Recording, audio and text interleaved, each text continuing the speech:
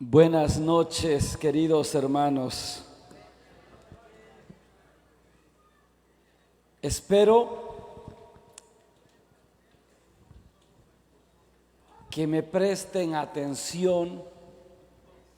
Voy a hablar de el tema quizás más importante que deberíamos conocer los católicos. Este tema es muy amplio. Voy a tratar de explicarlo en 40 minutos, no prometo. Desde que me pidieron este tema les dije, necesito una hora. Y por eso si les robo tiempo, acuérdense que ese fue el compromiso que hicimos desde que me enviaron la carta.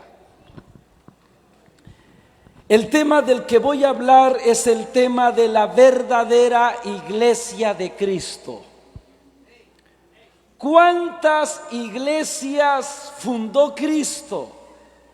Vamos a ver si es verdad que Jesús está contento con que actualmente hayan tantas agrupaciones religiosas.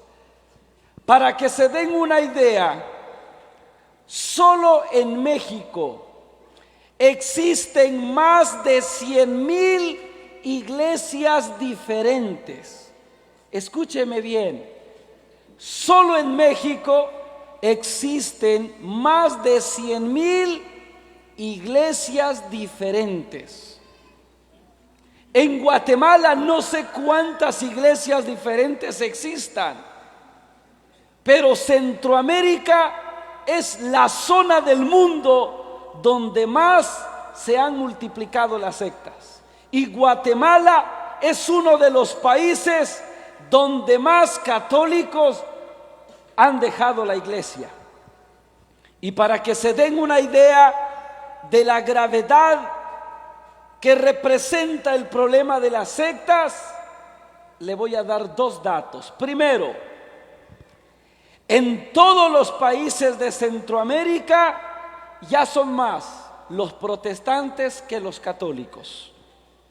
En Guatemala los protestantes son más que los católicos. ¿Y sabe cuál es el país donde hay menos católicos de todos los países de Centroamérica? Honduras. Otro dato, cada hora 400 católicos abandonan la iglesia. Cada hora 400 católicos dejan la iglesia y se unen a alguna secta. Y por eso yo le aseguro que usted tiene familiares que antes eran católicos y que ahora no lo son. Puede ser que sea su tío, su primo, su hermano. En el peor de los casos puede ser su esposa, su esposo, su hijo o su hija. Y en algunos casos es la nuera o el yerno.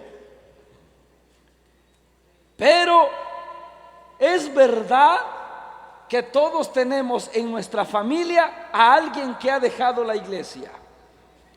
Y frente a este problema, ¿qué empezamos a decir? La mayoría empieza a decir, todas las iglesias son iguales. Todas las iglesias son buenas. Todas hablan de Dios. Así que la iglesia no importa. Lo único que importa es creer en Cristo. ¿Han escuchado alguna persona que dice eso? Sí, la mayoría dice eso. Pero ¿qué dice la Biblia? Porque aquí no nos interesa qué pensamos nosotros. Aquí lo que interesa es qué dice la Biblia. Y por eso les invito que vayamos inmediatamente a la Biblia y descubramos si es verdad que todas las iglesias son iguales. Veamos si es verdad que todas las iglesias son verdaderas. Mateo capítulo 16, versículo 18. Mateo 16, 18. Voy a decir algo que me preocupa. Siéntense, no se pongan de pie. Les voy a enseñar una cosa. Solamente debemos de ponernos de pie para leer el Evangelio cuando es dentro de un acto litúrgico. Esto no es un acto litúrgico, por lo tanto, no estamos obligados a ponernos de pie cuando se lee el Evangelio. Lo que les iba a decir es que volteen a ver a su alrededor y se van a dar cuenta que la mayoría no trae Biblia. Y ese es un verdadero problema. ¿Por qué al católico lo engañan? Porque el católico no conoce la Biblia. ¿Y por qué el católico no conoce la Biblia? Porque no quiere, no porque se lo prohíban. ¿Y sabe por qué no amamos todavía la palabra de Dios? Porque no nos hemos enamorado lo suficiente de Él. Para que me entiendan, les voy a poner un ejemplo. Sobre todo a las mujeres. ¿Verdad que hace 20 años atrás no existía el teléfono? Entonces, ¿cómo enamoraban a las mujeres antes? Porque ahora las enamoran por teléfono. Antes, ¿cómo las enamoraban? Con una carta. Y la chica recibía una carta de su enamorado y se emocionaba, hasta lloraba de alegría. Después de leer la carta, guardaba la carta en un jarrito donde no lo comiera la rata. Y cuando tenía tiempo o cuando estaba triste, iba de nuevo a sacar la carta. Lo leía y volvía a llorar otra vez. Ya lo había leído 500 veces y todavía se emocionaba cuando lo leía. ¿Por qué? Porque estaba enamorada. Cuando nosotros nos enamoremos de Dios, también nos vamos a enamorar de su palabra. Algunos dicen sí, pero es que ¿para qué llevo la Biblia? Total, yo voy a escuchar. Fíjese bien. Otros dicen, ¿para qué tanta palabra de Dios aburre? Sí, porque no está enamorado. Ve a sus hijos ahora que están enamorados. Eso se la pasan hablando por teléfono varias horas y todos los días. Y hablan todos los días de lo mismo. ¿Y por qué no se aburren? Porque están enamorados. Así que enamórese de Dios para que pueda amar la palabra de Dios. Ahora voy a leer el texto. Escuchen lo que dice Mateo 16, 18. Ahora yo te digo que tú eres Pedro, y sobre esta piedra edificaré mi iglesia, y los poderes de la muerte jamás la podrán vencer. Escúcheme bien. ¿De cuántas iglesias habló Cristo? Cristo habló de una sola iglesia. ¿Y cómo sabemos que Cristo habló de una sola iglesia? Sabemos que Cristo habló de una sola iglesia porque Jesús dijo: sobre esta piedra edificaré mi iglesia. Jesús nunca dijo: y sobre este pedregal voy a edificar mis iglesias. No, Señor. Jesús habló de una sola iglesia. Entonces, ¿cuántas iglesias quiere Cristo? Una sola iglesia. Y por eso el que viene a decir, no, es que todas las iglesias son iguales. No, Señor. ¿Por qué las iglesias no son iguales? Porque Jesús no fundó todas las iglesias. Jesús fundó solo una. Y si Jesús fundó una sola, no se puede decir que todas sean iguales, porque no todas vienen de Cristo. Ahora surge una pregunta. Si Cristo fundó una sola iglesia, entonces ¿cuántas iglesias deberían haber? Una sola. Piénselo bien. Si Cristo fundó una sola iglesia, hoy debería de haber una sola iglesia. ¿Y cuántas iglesias les dije que hay actualmente? Más de 100,000 y contando. Porque cada día aparecen iglesias nuevas. Ayer llegué en la noche a Huehuetenango. Y siempre que paso por ahí de noche duermo en un hotel que ya conozco. En lo que yo caminaba para llegar al hotel, escuché que había una gran música y dije, qué raro, aquí antes no había bulla. Me acerqué a un localcito donde antes vendían tortillas, ahora es una iglesia evangélica. Fíjese bien, un localcito chiquitito. 4 personitas habían haciendo ruido adentro de ese local. Y decía, Iglesia de Cristo de la Biblia abierta. Qué raro, yo no había escuchado hablar de esa iglesia. Es una iglesia nuevecita. Y cada día van apareciendo más y más. Yo recuerdo que hace como 3 años vine a Chuy, Samayac, cerca de Samayac, y me di cuenta que en cada esquina había un templo evangélico. Y yo me hice una pregunta: ¿cuántas iglesias habrán en este solo lugar? Pero nosotros que hemos escuchado la palabra de Dios, hemos descubierto que Cristo fundó una sola iglesia. Ahora yo les hago una pregunta.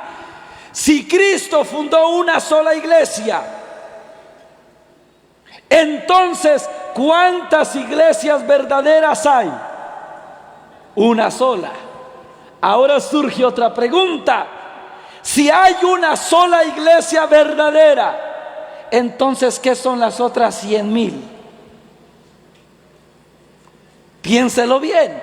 Si hay una sola iglesia que es verdadera, entonces ¿qué son las otras 100,000 agrupaciones? Son iglesias falsas. ¿Por qué son iglesias falsas? Porque no vienen de Cristo.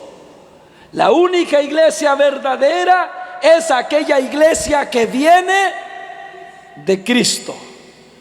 Entonces, lo primero de lo que nos vamos a convencer hoy es que Cristo fundó una sola iglesia y que por lo tanto existe una sola iglesia que es verdadera.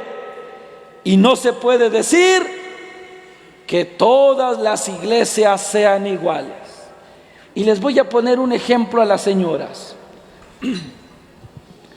¿Verdad que las señoras siempre que van al mercado a comprar tomates, cuando llegan cerca de la señora que vende tomates, piden una bolsita para escoger sus tomates? Y yo pregunto, ¿por qué las señoras escogen los tomates si todo lo que hay en el canasto son tomates? ¿Por qué escogen? ¿Por qué no agarran parejo? Porque no todos los tomates son iguales. Hay tomates que están verdes, hay otros que están podridos, hay otros que están maduros. O sea que los tomates no son iguales. Si los tomates no son iguales, ¿por qué las iglesias deberían ser iguales? Otro ejemplo, mire sus zapatos. ¿Son iguales? No. Uno es derecho y el otro es izquierdo. Fíjese bien, ni siquiera en un par de zapatos los zapatos son iguales. ¿Por qué entonces las iglesias deberían ser iguales? ¿Verdad que no tiene sentido decir que todas las iglesias son iguales? Es más, mañana es domingo, ¿verdad? Mañana vamos a recitar el credo. Y hay una parte del credo donde decimos: y creo en la iglesia que es una. ¿En cuántas iglesias decimos que creemos? En una sola iglesia. ¿Y por qué hay mucho católico que anda diciendo todas las iglesias son iguales? ¿No conoce su fe? Porque nosotros los católicos sabemos por la Biblia que hay una sola iglesia. ¿Estamos claros hasta ahí? Sí. Ahora, pero alguien pregunta: ¿pero la iglesia es necesaria para la salvación? ¿Será que necesitamos la iglesia para salvarnos? ¿O solo hay que creer en Cristo? Porque los que no son católicos dicen: no, la iglesia no importa, lo único que importa es Cristo. Y te preguntan: ¿quién salva, Cristo o la iglesia? Y nosotros decimos: Cristo. ¿Ya vistes? Entonces no importa la iglesia, porque el que salva es Cristo. Y el católico se queda: ¿y ahora qué digo? Lo desarman. Veamos qué dice la Biblia. Hechos de los Apóstoles, capítulo 2, versículo 47. Segunda parte de este versículo dice así. Escuchen qué dice: cada día el Señor agregaba a la iglesia a los que Él iba llamando a la salvación. Escúcheme bien, ¿a dónde agregaba Jesús a los que Él iba llamando a la salvación? Dice que los agregaba a la iglesia. Entonces, ¿eso qué significa? Que la iglesia sí es necesaria para la salvación. Y cuando alguien nos pregunte: ¿quién salva, Cristo o la iglesia? La respuesta es sencilla: nos salva Cristo, pero lo hace a través de la iglesia, porque el Señor agrega a la iglesia a todos los que Él va llamando a la salvación. Y yo pregunto: si la iglesia no es importante para la salvación, entonces ¿para qué la fundó Cristo? ¿Acaso la hizo solo para entretenernos? ¿Acaso Cristo estaba aburrido y no tenía nada que hacer, que dijo: hoy estoy tan aburrido que voy a fundar la iglesia? Obviamente no. Todo lo que Jesús hizo, lo hizo para salvarnos. Y les voy a poner un ejemplo. ¿Para qué Jesús se encarnó en el seno de María la Virgen? Para salvarnos. ¿Para qué Jesús nace como hombre? Para salvarnos. ¿Para qué padece la pasión? Para salvarnos. ¿Para qué muere en la cruz? Para salvarnos. ¿Para qué resucita? Para salvarnos.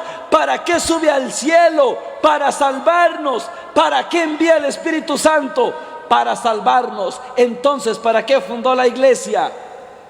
Para salvarnos.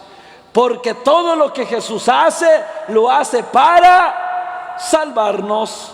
Y por eso, el que me diga que la iglesia no es necesaria para la salvación, entonces que me diga para qué la fundó Cristo. Pero alguien más dice, no, pero lo único que importa es Cristo, no la iglesia, solo Cristo. Y se oye bien bonito cuando te dicen, solo Cristo, no la iglesia. Pero ¿qué dice la Biblia? Veamos cómo explica esto el apóstol San Pablo. Efesios capítulo 5, versículo 23. Escuchen lo que dice aquí. Porque el esposo es cabeza de la esposa, como Cristo es cabeza de la iglesia, la cual es su cuerpo. Se los voy a explicar. Mire bien. San Pablo dijo que Cristo es la cabeza y que la iglesia es el cuerpo. Se lo repito. Cristo es la cabeza y la iglesia es el cuerpo. Ahora yo pregunto, ¿se puede separar la cabeza del cuerpo? Entonces, ¿podemos separar a Cristo de la iglesia? No. Por eso, cuando alguien viene a decir, lo único que importa es Cristo, no la iglesia, o sea que lo único que importa es la cabeza, pero no el cuerpo. Entonces yo te pregunto, ¿has visto una cabeza sin cuerpo? ¿Has visto un cuerpo sin cabeza? No. ¿Y cómo entonces me vienes a decir que solo importa Cristo, pero no la iglesia? O sea que para ti solo importa la cabeza. Nos estás vendiendo a un Cristo fraccionado, a un Cristo despedazado.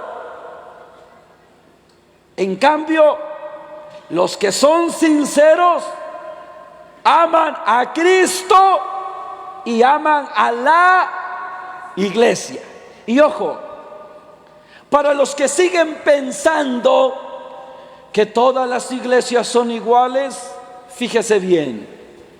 Si todas las iglesias son iguales, entonces eso quiere decir que todas las iglesias son cuerpo de Cristo.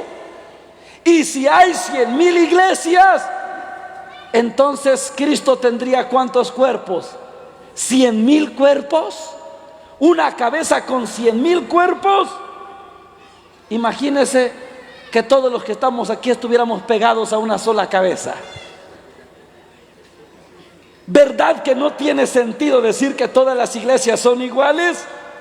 Por eso, la próxima vez hay que pensar antes de hablar.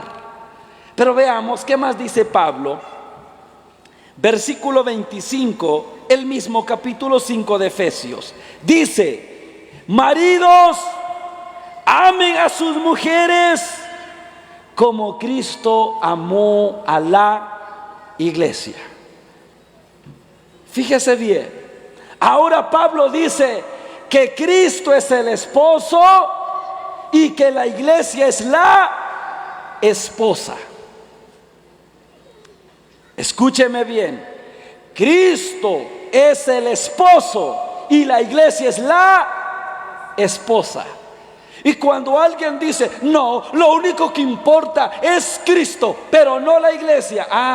O sea que lo único que importa es el esposo, no la esposa. O sea que tú me estás vendiendo a un Cristo divorciado, a un Cristo viudo, separado de su esposa, la iglesia. ¿Usted sabe por qué el matrimonio eclesiástico es entre un solo hombre y una sola mujer y por qué es para toda la vida? Porque el matrimonio está basado en la relación que hay entre Cristo y la iglesia. ¿Por qué el hombre solo puede tener una mujer? Porque Cristo tiene una sola esposa. Y si usted me dice que Cristo tiene muchas iglesias, ¿eso a qué equivale? Piénselo bien. Si usted dice que todas las iglesias son iguales y la iglesia es la esposa de Cristo, entonces ¿cuántas esposas tendría Cristo? ¿100,000 esposas? ¿Cómo le dicen a ustedes a un hombre que tiene muchas mujeres? Mujeriego. ¿Qué sería Cristo si tiene muchas iglesias? Un mujeriego, porque tendría muchas esposas. Y si usted me dice que el pastor que ayer fundó su iglesia, también Jesús lo mira con agrado y Jesús está feliz porque un pastor fundó su iglesia ayer, usted me está diciendo entonces que Cristo le coquetea a cualquier iglesia que se le aparezca. Cristo sería entonces un infiel. Y si Cristo puede tener muchas iglesias, pues entonces el hombre puede tener muchas mujeres. Total, el matrimonio está basado en la relación que hay entre Cristo y la iglesia. Por eso no tiene sentido decir que todas las iglesias son iguales. Y por eso no tiene sentido decir que solo importa Cristo, pero no la iglesia. Y eso tenemos que entenderlo, porque hay mucho católico que no ha entendido esto. Miren, hace poco alguien me dijo: hermano, yo quiero consultar con usted algo. Resulta que la muchacha que era coordinadora del grupo juvenil se enamoró de un testigo de Jehová y se hizo testigo de Jehová. Y el papá, cuando se dio cuenta que su hija se había ido con los testigos de Jehová, fue corriendo a llamar a su compadre, al padrino de la muchacha, y que le dijo: mire, compadrito, su ahijada ya se hizo testigo de Jehová, ¿qué vamos a hacer? Y que el padrino dijo: déjelo, compadrito, que se vaya. Total, lo único que importa es creer en Cristo, no la iglesia. Mire, yo le voy a dar un consejo para que su hija no se sienta sola. Váyase usted también. Y me preguntaron: ¿qué opina usted de ese padrino? Dije: pues ese padrino lo quisiera conocer, para darle unos cuantos bibliazos en la cabeza para ver si así se le acomodan las ideas. ¿Por qué? Porque nosotros ya vimos que no todas las iglesias son iguales. Ya vimos que no se puede separar a Cristo de la iglesia. Ahora viene la pregunta del $1,000,000. ¿Cuál es esa iglesia que fundó Cristo? Aquí todos dicen: la mía, la mía, la mía. Todos dicen la mía, porque decir la mía es bien fácil. Hasta el gato sabe decir miau. Pero ¿cómo demuestras tú que tu iglesia es la de Cristo? Ahí está el problema. Y saben, algunas sectas que no les conviene investigar cuál es la iglesia de Cristo dicen: no, esta iglesia que Cristo fundó ya se acabó, ya desapareció. ¿Quiénes dicen eso? Varias agrupaciones, pero los que más dicen eso son los mormones. ¿Usted sabe quiénes son los mormones? Miren, siempre andan dos, de pantaloncito negro, camisita blanca, y traen aquí un letrerito negro que dice Elder, con el apellido de la persona. Y casi siempre va un gringo y un guatemalteco. Esos son los mormones. Un día en un aeropuerto me encontré a los mormones y se acercaron y me dijeron: Señor, ¿será que le podemos hablar de la palabra de Dios? Y le dije, claro que sí, venga para acá, siéntese. Primero dígame usted, ¿a qué iglesia pertenece?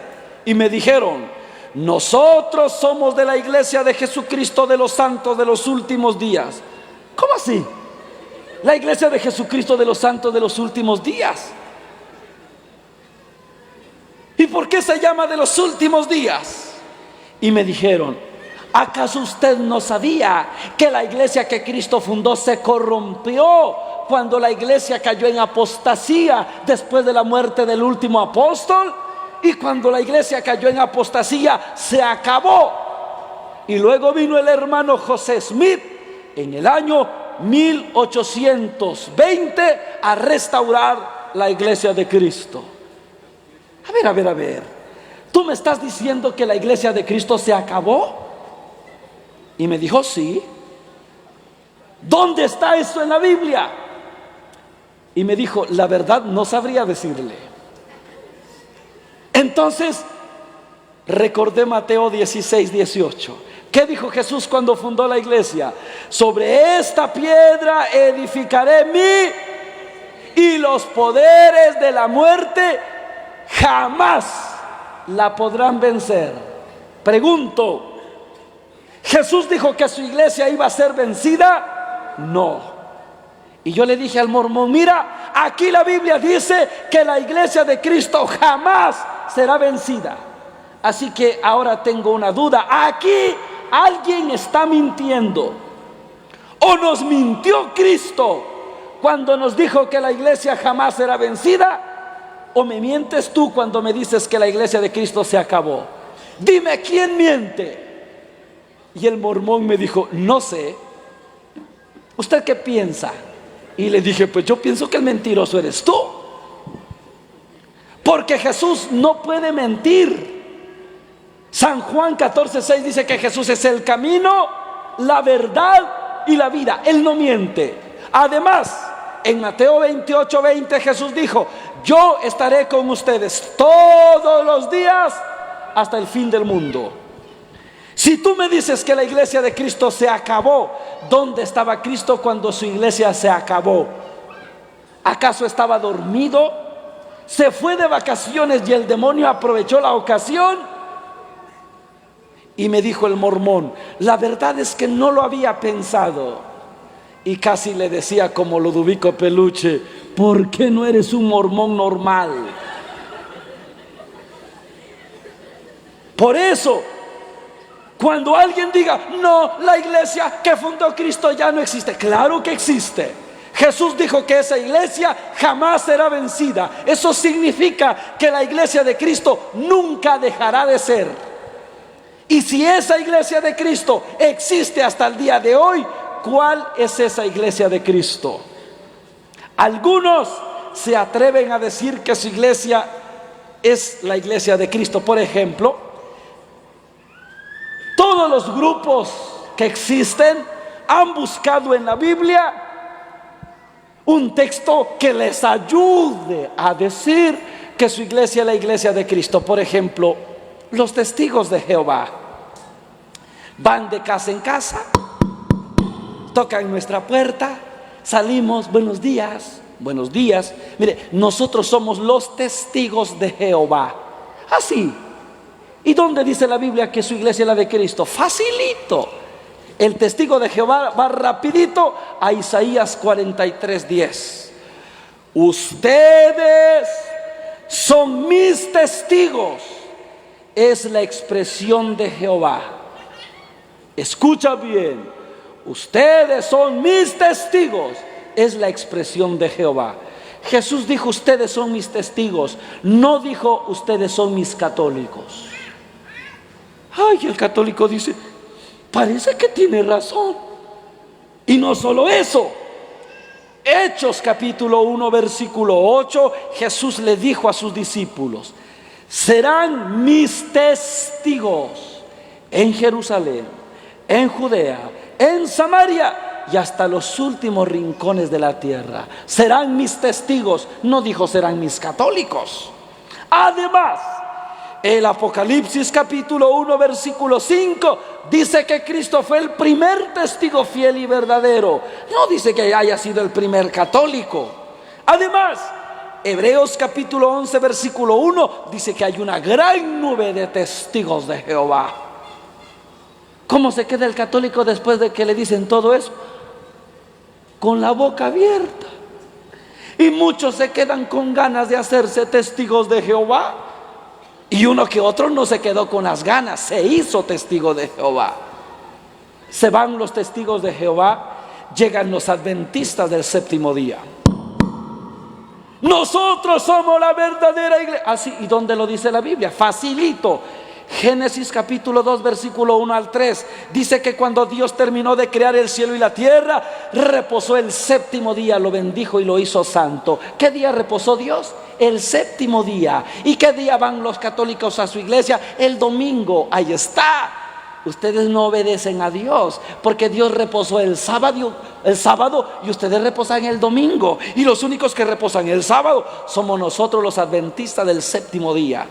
Por lo tanto, nosotros somos la verdadera iglesia. Y no solo eso, Lucas capítulo 4 versículo 16 dice que Jesús iba los sábados a la sinagoga. Y no solo eso, Hechos de los Apóstoles capítulo 18 versículo 2 dice que los apóstoles también se congregaban en sábado. Y no solo eso, Lucas capítulo 23 versículo 56 dice que la Virgen María guardaba el sábado. Y no solo eso, Hebreos capítulo 4 versículo 9 dice que un descanso sabático todavía espera al pueblo de Dios. ¿Cómo se queda el católico? Ahora el católico ya no sabe si hacerse testigo de Jehová o hacerse adventista del séptimo día. Pero se van esos y llegan los de la iglesia Pentecostés y dicen: no, la iglesia verdadera somos nosotros. Aquí clarito está, Hechos de los Apóstoles capítulo 2 versículo 1 dice: cuando llegó el día de Pentecostés, ahí está el nombre de nuestra iglesia. Así que somos nosotros. Se van esos, llegan los de la luz del mundo. No, somos nosotros, lo dice la Biblia. San Juan 8:12, Jesús dijo: yo soy la luz del mundo. Y para no cansarlos, todas las agrupaciones tienen textos para decir que son la iglesia de Cristo. Ahora, ¿qué pasaría si un día llegan a su casa? Buenos días. Usted sale bien orgulloso. Buenos días. Disculpe, ¿usted a qué iglesia va? Soy católico de Huesos Colorados. ¡Ay, qué bueno! Yo estaba buscando justo a un católico de Huesos Colorados. A ver, señor católico de Huesos Colorados, dígame usted, ¿dónde dice la Biblia que la iglesia católica es la iglesia de Cristo? ¡Ay, Dios! El católico de Huesos Colorados siente que se desmaya. Ahora sí, ¿quién podrá ayudarme? El chapulín colorado ya se murió. Para eso vine yo, no soy el chapulín, pero vine para enseñarles cómo demostrar con la Biblia que la iglesia católica es la iglesia de Cristo. Y yo le aseguro que usted no había pensado en esto. ¿O qué haría usted cuando le pregunten: ¿cómo me demuestras tú que la iglesia católica es la iglesia que fundó Cristo? No sé. Entonces, ¿por qué eres católico? Porque mi abuelita era católica. Solo por eso. Mire, yo digo que hay tres razones o tres maneras de ser católico. Algunos son católicos por tradición. ¿Quiénes son los católicos por tradición? Los que dicen: yo soy católico porque mi abuelita era católica. Católico por tradición.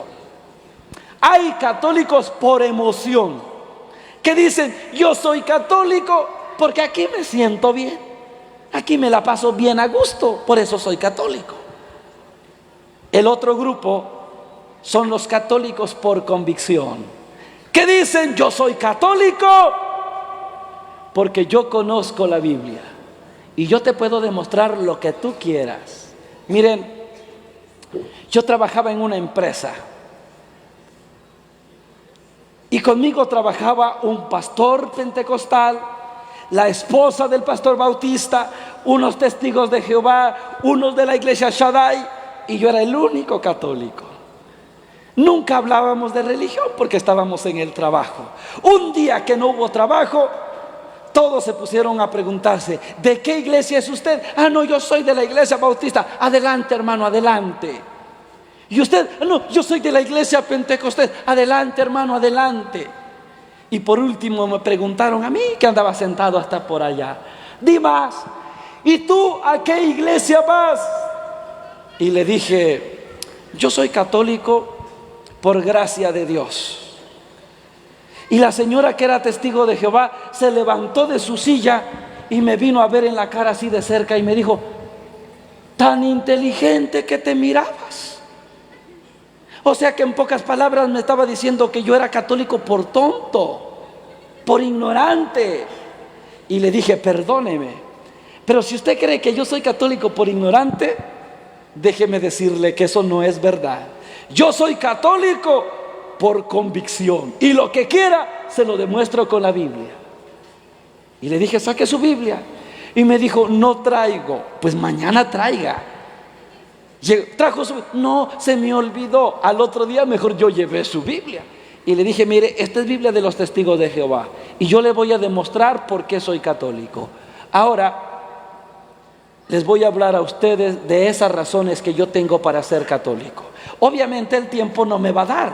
Yo escribí un libro que se llama 100 razones para ser católico. Hoy solamente voy a hablar de 2. Primero, regresemos al primer texto que leímos. ¿Cuál fue el primer texto que leímos? Ya me olvidé. Qué bonito. Mateo 16:18.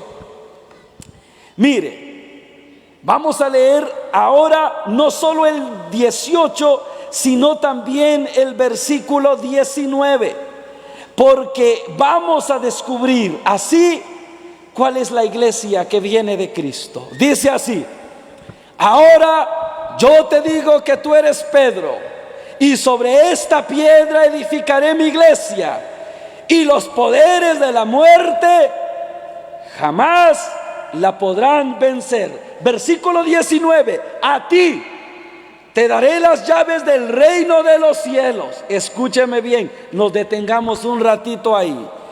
Después de que Jesús hace la promesa de edificar la iglesia, Jesús también le dice a Pedro: a ti te daré, ¿qué cosa? Las llaves. ¿De dónde? ¿De la cocina? No, las llaves del reino de los cielos. Obviamente no se trata de unas llaves literales, se trata de una autoridad. Y escúcheme bien, ¿cuál es esa autoridad que Jesús le dio a Pedro? Versículo 19: a ti te daré las llaves del reino de los cielos. Todo lo que tú perdones aquí en la tierra quedará perdonado en el cielo, y lo que no perdones en la tierra quedará sin perdonar en el cielo. ¿De qué se trata entonces las llaves que Jesús le dio a Pedro? Cuando Jesús le dice a Pedro: a ti te daré las llaves, le está diciendo: a ti te daré la autoridad. ¿Para qué? Para que todo lo que perdones en la tierra quede perdonado en el cielo. O sea que Jesús le dio a Pedro la autoridad para perdonar los pecados, ¿sí o no? Lo dice la Biblia. Jesús le dijo: lo que tú perdones aquí queda perdonado allá. Entonces Pedro recibió de Cristo la autoridad para perdonar los pecados. Ahora, ¿cómo sabemos cuál es la iglesia de Cristo? Sabremos cuál es la iglesia de Cristo cuando descubramos cuál iglesia tiene las llaves que Jesús le dio a Pedro. Ya vimos que las llaves que Jesús le dio a Pedro es el poder para perdonar los pecados. Ahora vaya a buscar a un pastor evangélico de la iglesia que usted quiera, y vaya y dígale: señor pastor, ¿usted tiene autoridad para perdonar los pecados? Le va a decir: no, solo Dios puede perdonar pecados, un hombre no. Gracias. Si usted no tiene autoridad para perdonar los pecados, usted no es un verdadero pastor. Usted es un pastor sin autoridad. ¿Y por qué usted es un pastor sin autoridad? Porque su iglesia no viene de Cristo. Usted puede preguntarle a cualquier pastor y ningún pastor asegura tener autoridad para perdonar los pecados. Hace 3 años aquí en San Marcos, en Guatemala, hablé con un pastor de las Asambleas de Dios. Él decía: mi iglesia la verdadera. Ah, sí. Pregunto: ¿usted es pastor? Sí. ¿Usted tiene autoridad para perdonar los pecados? No. Entonces es un falso pastor. Y si usted es un falso pastor, su iglesia es una iglesia falsa. Vaya a un sacerdote católico, ahora ya tienen a uno aquí cerquita, y dígale al sacerdote: Señor, ¿usted tiene autoridad para perdonar los pecados? ¿Qué cosa le va a decir? Sí. Si los sacerdotes católicos tienen la autoridad para perdonar los pecados, entonces descubrimos que las llaves que Jesús le dio a Pedro están ¿dónde? En la iglesia católica. Y si la iglesia católica tiene las llaves, entonces la iglesia católica es la iglesia de Cristo. Y con eso nosotros demostramos que la iglesia que Cristo fundó es la iglesia católica, porque es la única que conserva las llaves que Jesús le dio a Pedro. Pero los protestantes dicen: sí, pero un hombre no puede perdonar pecados. En cierta parte tiene razón. Y esto se explica bien facilito. Yo pregunto: ¿puede un hombre caminar sobre el agua, sí o no? No. ¿Puede un hombre caminar sobre el agua si Cristo se lo autoriza? Sí. ¿Puede un hombre perdonar pecados? No. ¿Puede un hombre perdonar pecados si Cristo se lo autoriza? Sí. Y esta es la distinción entre ser ministro católico y ser ministro protestante. Los pastores se autoproclaman pastores, solitos se nombran pastores. En cambio, los sacerdotes católicos son establecidos por un obispo, por el sacramento del orden sacerdotal. Por eso es que ellos tienen la autoridad que Jesús le dio a Pedro. Segunda razón, así rapidito: cuando Jesús fundó la iglesia, dejó un pastor. ¿Cómo se llama el pastor que Jesús dejó en su iglesia? Lo leamos rapidito. Juan 21, 15 al 17. Solo voy a leer la primera parte para ahorrar tiempo.